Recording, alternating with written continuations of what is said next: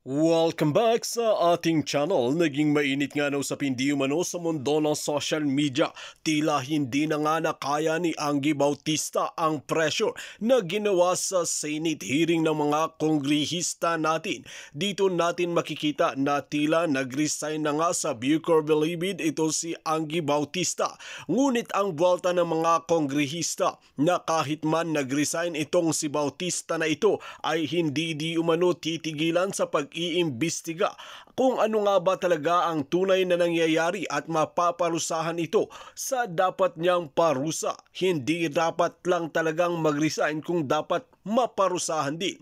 At nagulantang nga mga kaibigan, etong si Goryo or si Katapang sa Bucor Bilibid sa matinding pasabog ni Erwin Tulfo. Dito natin makikita mga kaibigan na talagang ginagawa nga lahat ni Erwin Tulfo para masolusyonan ang problema ng Bucor Bilibid at maparusahan ang tamang tao. Dahil kung makikita natin mga kaibigan, talagang ang ginisa ng ginisa itong si Katapang sa mga hearing ng ating mga kongrehista hanggang sa wala itong masabi at puro na lang palusot ang kanyang ginagawa na tila ang sinisisi di umano ay si DJ Bantag na kahit wala na ito sa posisyon bilang Bucor ay talagang pinipilit ni General Katapang na si DJ Bantag daw ang may kasalanan kung bakit nagkaganito ang Bilibid. Kaya naman hindi pinalagpas ito ng mga kongrehista at binanatan si Katapang dahil bakit daw idadamay si DJ Bantag iwala na siya sa posisyon. Ano ang ginawa ni Katapang sa loob ng Bilibid? Nagpataba ng tiyan at nangulimbat lang ng mga pera. Ito ang banat nila. Well mga kaibigan, para nga sa karagdagang impormasyon, panoorin nga natin ang buong video. At kung bago ka pa lamang sa aking channel, huwag kalimutan i-click ang subscribe button at notification bell para lagi kang updated sa ating mga bagong video. At para sa solid viewers natin dyan, maraming salamat sa walang sawang pagsuporta. Ito mga kaibigan, anong nangyari? Ha? Anong nangyari? Okay, mamaya po itong 100 million as pasalubong po mga kaibigan. Grabe, laki no? 100 million? Sana, yaman ka kaagad, no? Alamin po natin kung sino pong tumanggap dito ng 100 million na pasalubong. Alright mga kaibigan, unahin mo natin itong breaking news. Grabe naman kasi itong breaking news na to. Ano ba yan? Asa na ba kasi si Goryo? Bakit biglang naglaho? Ano ba yan? Parang bula, biglang naglaho. Pagkatapos po ng Congress hearing mga kaibigan, ay bigla na lang naglaho. Bakit ganon? Anong nangyari? Ito po, panoorin po natin itong balita muna. Ha? Update muna tayo mga kaibigan. Pinag-iinitan at na-highlight sa nagdaang pagdinig sa Kamara kaugnay sa mga anomalya dyan sa NBP. Abay, nag-resign po sa pwesto dahil nagbitiw ang hepe ho ng New Bilibid Prison ng NBP sa Muntinlupa City na si Superintendent Angelina Bautista. Sa kanyang resignation letter, bye-bye, sinabi nitong alis na siya sa Bucor dahil hindi na siya komportable sa kanyang pagtatrabaho doon. Ito sa gitna ng mga alegasyon at kontrobersiyang kinasasangkutan nito at Bucor na wala namang daw sapat na batayan. Mababatid na humarap si Bautista sa ginawang investigasyon ng Kamara at Senado higil sa iba't ibang mga anomalya sa Bucor. Samantala, sinabi naman ng House Committee on Peace and Order and Security Chairman at Laguna Congressman Dan Fernandez na marami pang dapat harapin si Bautista kahit ito'y nag-resign na sa pwesto. Ayun konfirmado po mga kaibigan, ilalis na po sa pwesto itong si dating assistant, executive assistant ng Bucor na si Angie Bautista mga kaibigan. Ayan konfirmado na yan. Wala na po talaga siyang ugnayan doon sa Bucor mga kaibigan. As in, walang-wala na. Sabi pa nga niya sa resignation niya bye-bye. May ganun pa, may bye-bye. Or pa-bye-bye ka pa. Akala mo naman. Ngayon mga kaibigan, ang ano ko lang dito guys, ilang taon na siya dyan. Ilang taon na siya sa Bucor. Ilang taon na siya dyan sa Bilibid, Panahon pa wala pa si Bantag, andyan na siya, paikot-ikot na siya dyan. Pero ngayon mga kaibigan, ngayon lang siya ngayon lang siya nahuli sa kanya mga pinagagawa diyan sa Bucor. Tapos siya pa yung maglereklamo, sasabihin niya wala daw katibayan, wala daw sapat na katibayan mga kaibigan. Paano nangyari na walang sapat na katibayan? Ang daming ang katibayan . Kitang-kita na nga alam na nga ng mga tao kung anong pinaggagawa mo dyan sa Bucor. Alam na ng mga mambabatas din, no? Kasi maraming mga spy guys Alam ng mga mambabatas na kinakausap mo pala itong mga leader ng komando, ng mga gang-gang dyan. Meron pala kayong meeting. Parang weekly yata yung meeting nila dyan Kasama po itong si dating assistant na si Angge, mga kaibigan. Biro nyo, meron pala silang meeting. At di umano'y itong si Goryo, mga kaibigan, walang alam sa meeting. Parang binabypass siya palagi. Kasi para po ang nagpapatakbo po ng Bucor, mga kaibigan, ay itong si Angge. Ay hindi naman talaga si Goryo. O, di ba? So nakita nyo na guys. Ngayon sasabihin niya na wala daw katibayan. Wala daw sapat na katibayan na siya daw ay may gumuwang illegality sa loob ng Bucor. Wow! Yan ang sinasabi mo? Grabe! Huling-huli ka na nga sa Kongreso Umamin ka pa nga At inamin din ng PDL, mga kaibigan, ng mga leader ng komando na si Angge talaga, no? Si Angge talaga yung pinaka doon, parang mayordoma, mga kaibigan. Mayordoma ng Bucor. O ayan po, mga kaibigan, no? So, guys, ito pa another breaking news. Mamaya po babatiin ko kayo Alam ko atat-natat na kayo diyan Stay put lang po tayo, mga kaibigan, okay? Babati lang quick bati lang tayo Quick shout out lang tayo, mga kaibigan. Pasensya na kayo Lunes na Lunes Nagulat ako sa mga balita Alright, Susan Aviles, hello. Happy Monday po, Idol, Kudinet at sa lahat. Naomi Paloma, Lee Chen. Ayan, si Violeta Galvan, Teresita Lim, Suzuki. Mga mixed vlog founder, ayan. Andito pala mga Karen Group.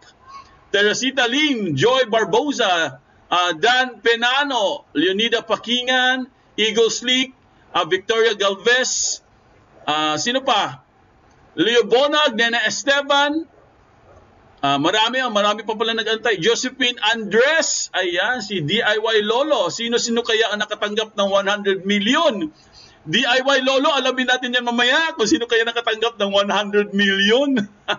Ang laking pera nun Dami nun Ang daming pera nun Gracia Digal, ayan, Ramoj Autosorb.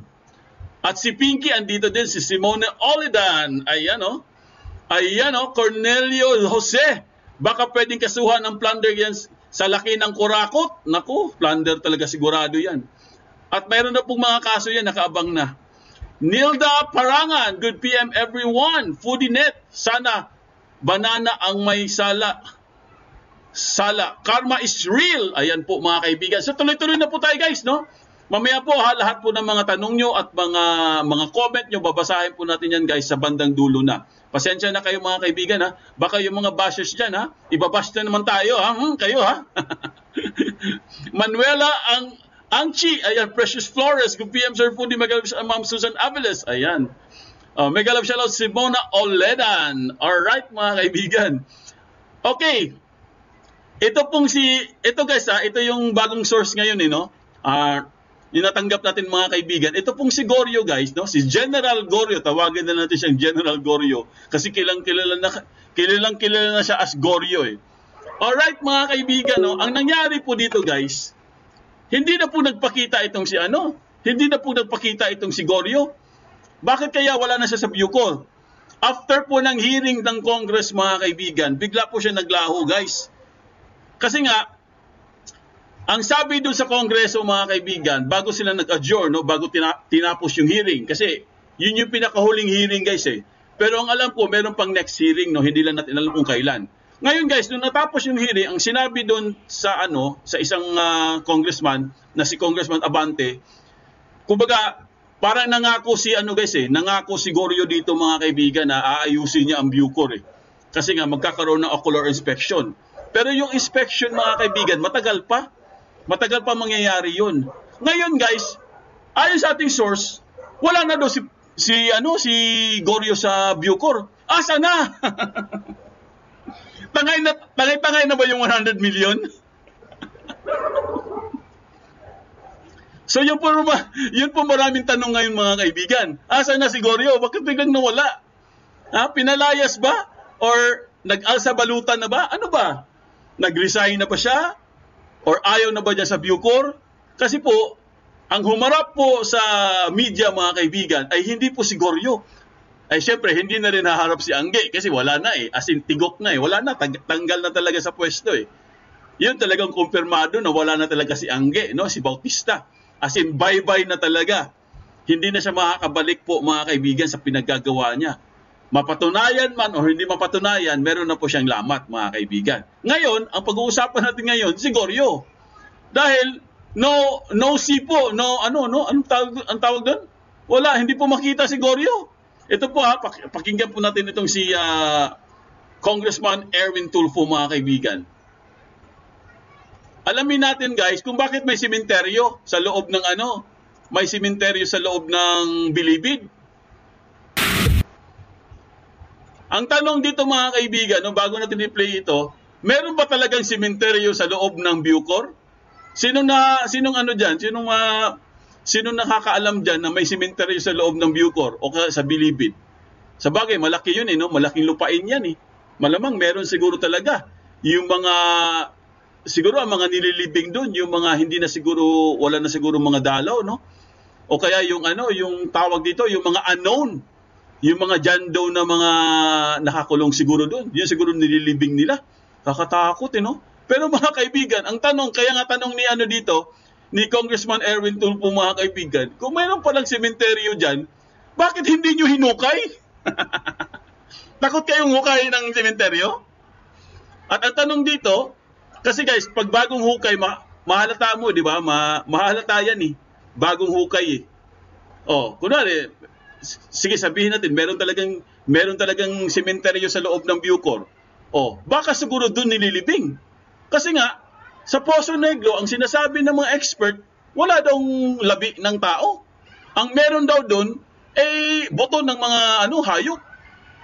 Pero bigla tayong nagulat na meron palang sementeryo sa loob. Baka mga zombie na yan. No show, si Goryo. Oo, no show, no? No call show. No call, no show. Oo, parang ganun. Danny Corla. So, sinong dyan? Paano ba natin Paano ba natin i-research to? Kasi kanina pa ako nag-research, guys. Parang wala namang sementeryo sa Bucor. Teka lang tingnan nga natin. Tingnan natin kung meron ba talagang sementeryo sa loob. Meron nga. Ay, hindi naman eh. Ay, wala eh. Wala namang sementeryo eh. Wala namang, meron siguro sementeryo, pero maliit lang siya na sementeryo mga kaibigan. Libingan nga siya. Libingan siya ng mga preso na hindi na po nakikilala mga kaibigan. Ibig sabihin, meron nga. Diba? Pero bakit hindi nila hinuka yun? Dapat yun ang pinuntahan nila at alamin nila, no? Kasi mahalata mo yan kung may bagong may bagong nilibing doon. Diba? Mahalata mo yan eh. Hindi naman kaagad mawawala yan. Dapat yun ang pinuntahan nila, yung sementeryo. Diba? Bakit hindi nila pinuntahan? Ngayon mga kaibigan, ang tanong dito guys, bakit hindi po humarap si General Kaduwag? Yun na naman tanong dun eh. Di ba? After ng hearing sa Kongreso, dapat aktibo na siya. Active na siya as a general director. Di ba ganun yun? Dapat active na siya. Kasi nga, tapos na yung tapos na yung hearing eh. Balik na siya sa, like for example, tapos na yung Kongreso, hearing sa Kongreso, di balik na siya sa Bucor. Dapat active na siya sa kanyang mga trabaho dun. Kung ano yung mga reforma, ano yung mga plano niya sa Bucor, dapat ginagawa na niya ngayon. Diba? Pero bakit po hindi siya matagpuan, parang wala pong General Kaduwag. Asa na si General Kaduwag? Baka sumama? Hindi kayo sumama kay Angge, mga kaibigan.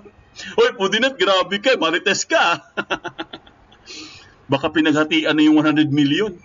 Sino kaya ang tumangay ng 100 million na pasalubong? Grabe si Pudinet, Marites, grabe.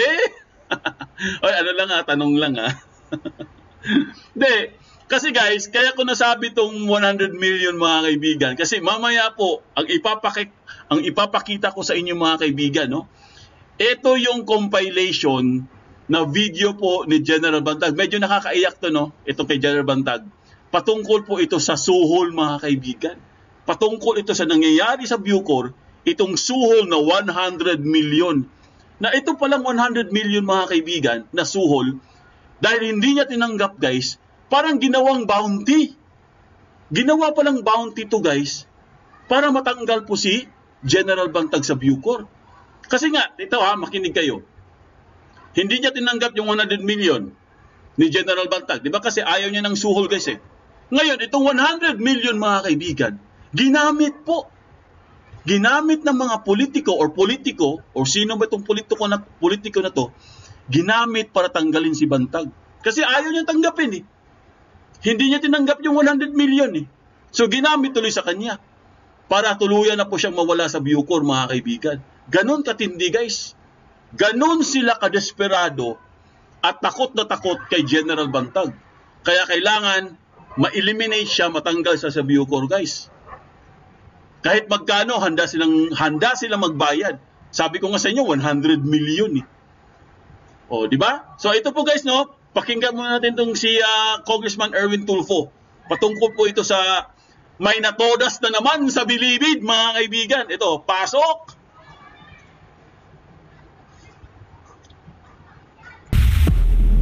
May bago na naman pong pananaksak sa dami nangyayari po dyan. Ano pong nangyari dito, sir, at hindi ito nabantayan? Ano naman po ito, ma'am? Kumbaga, isolated case na naman po. Hindi naman po sa hindi binabantayan. Ano po?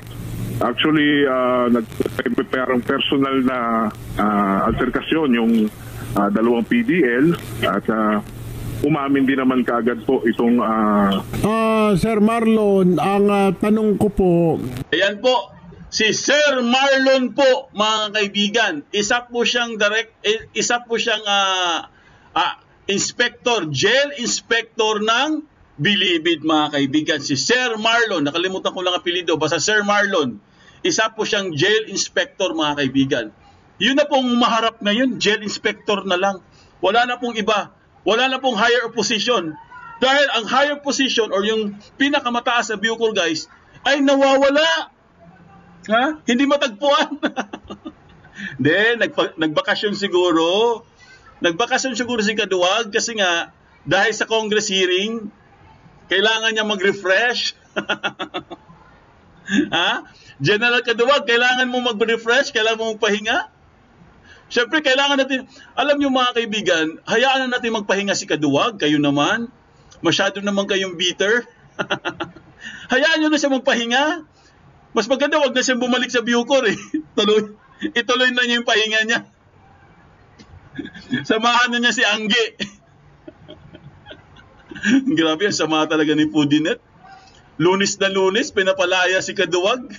Eh, ayaw. Hindi siya mahagilap sa Bucor, eh. Kaya tuloy nagkaganon.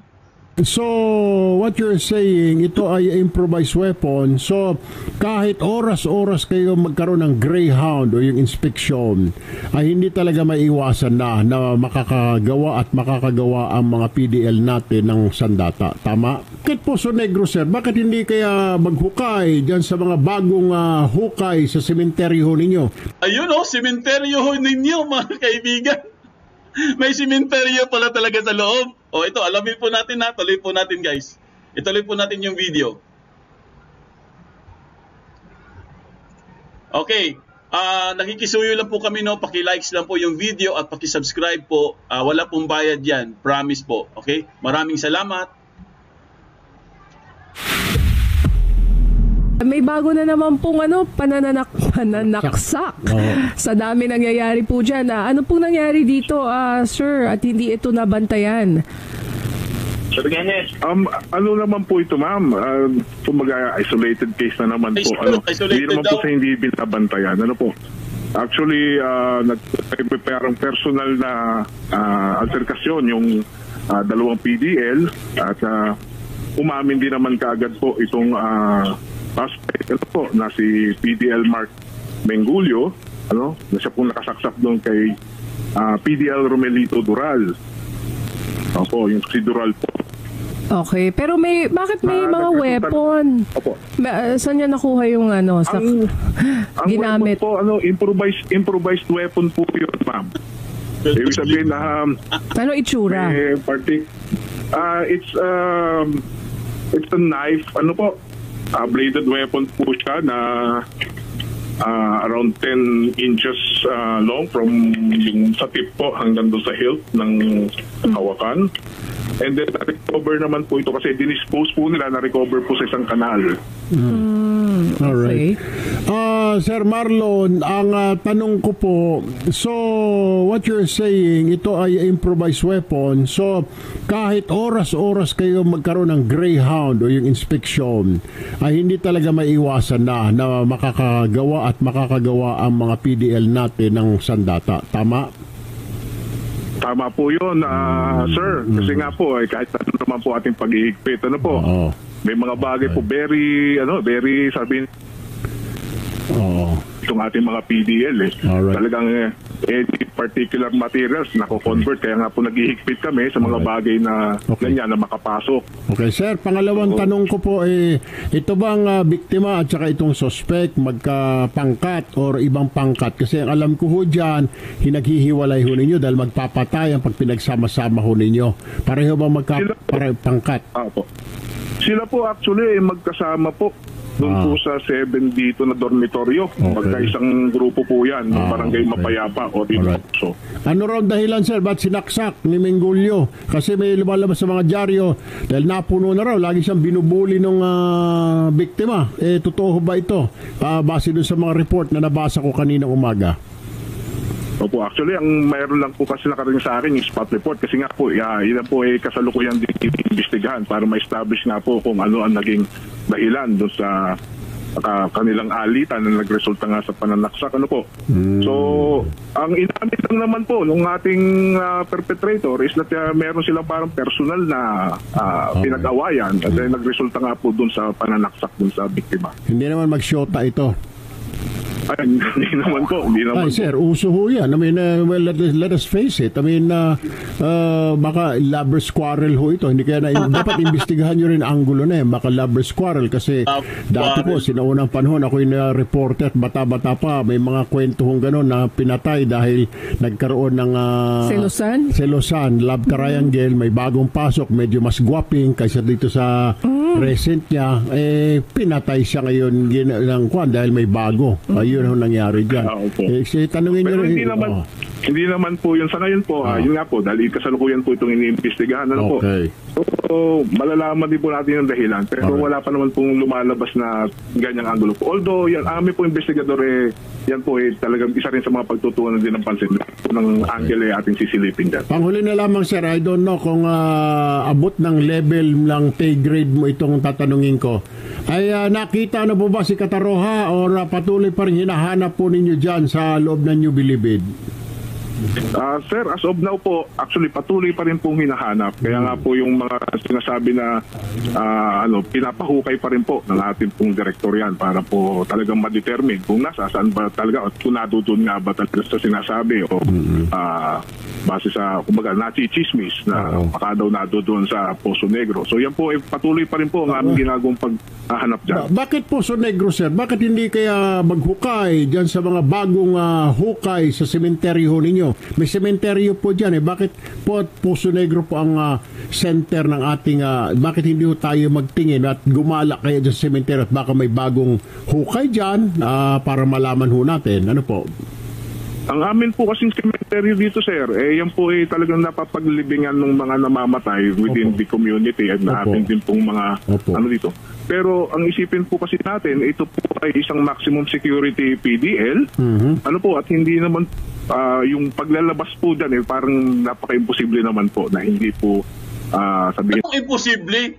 Kaya nga, i-check yan ang mga nila yung mga alibay nila no? Imposible, baka imposible daw ilabas si pwedeng nga mangyari yun Pwedeng mangyari sa sementeryo ilibing, di ba? Pwede yun bakit, di ba, bakit naisip nyo na Poso Negro? Dahil maraming Poso Negro, parang ganon. Yung sementeryo, malaking lugar din yun Pwede rin ilibing dun, di ba? Hindi natin alam.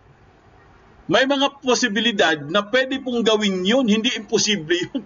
Posible yun. Na nating walang makakadetect kasi wala naman po tayo talagang ebidensya muna sa ngayon na masasabi na ito ay lumabas ng aming kulungan. Sir, ilang taon na ho kayo dyan? Panghuling ko lang katanungan po. How long have you been there sa NBP? I've been with the Bureau of Corrections po for almost 22 years now. 22.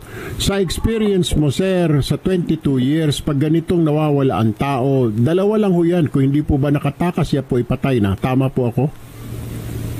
Ang akin po masasabi dyan po, sir, meron po talagang ganyang pagkakataon. Kung hindi po ma-determine kung saan siya tumakas, yan po ay talagang pinapalagay na maaaring. Kasi historically po, kahit pa po yan pa po may time.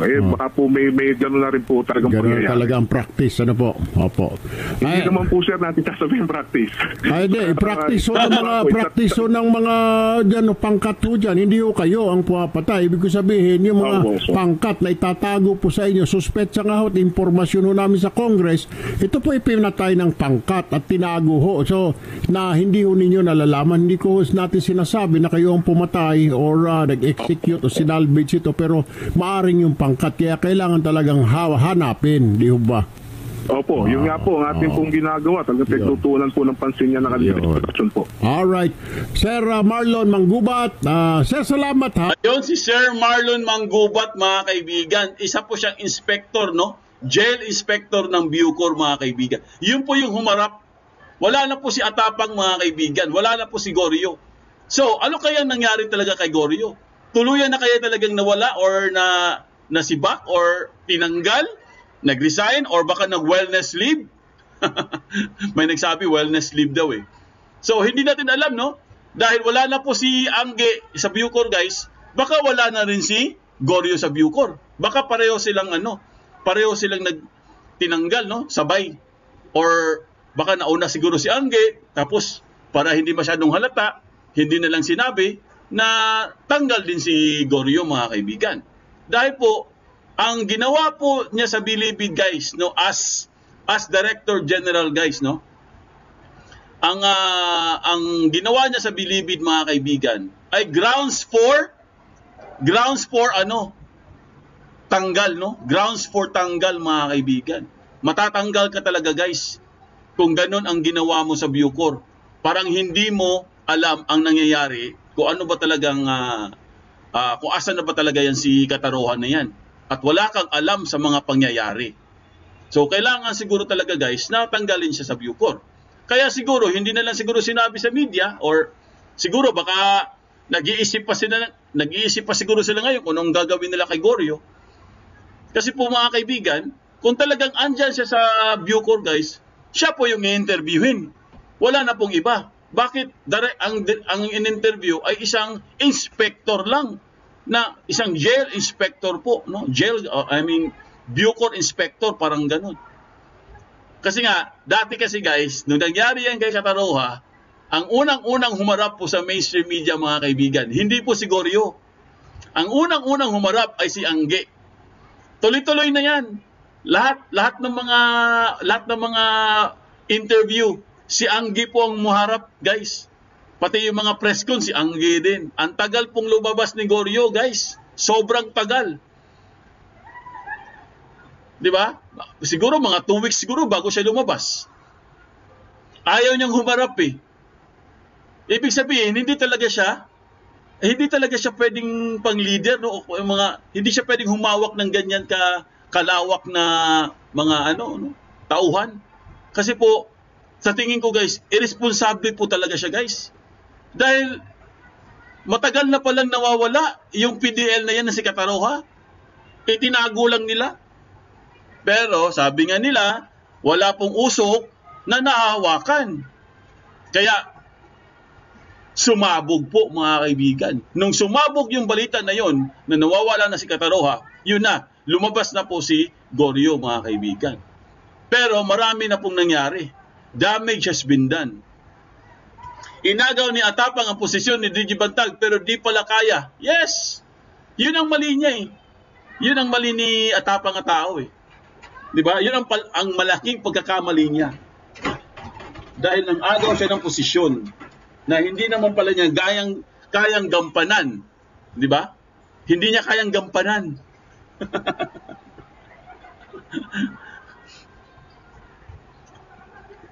Ang nagyayabang ka pa, hindi mo pala kayang patakbuhin ang Bucor. Yes, Suzuki Mix Vlog. Bilog ang mundo, nabaliktad na sa kanila yung ginawa nila kay DG Bantag. Oh, bilog talaga, guys. Ito yung tinatawag nating karma. Well, mga kaibigan, dito nga natin mapapatunayan na tila meron pa rin matitino na opisyalis na talagang kinakana ang katotohanan at hindi pinapalagpas ang mga kabalbalan ng mga opisyalis ng Bucor Bilibid. Talagang iimbestigahan ito hanggang sa matapos, hanggang sa may maparusahan sa tamang paglilitis. Hindi nga nila winawalang bahala, lalong di umano mayroon na silang hawak na pangalan at mga ebidensya na mga sangkot sa kalokohan ng loob ng Bilibid na ito. Well, mga kaibigan, kung kayo ang tatanungin, ano ang inyong mga opinyon? Just comment below sa ating comment section at ating pag-uusapan.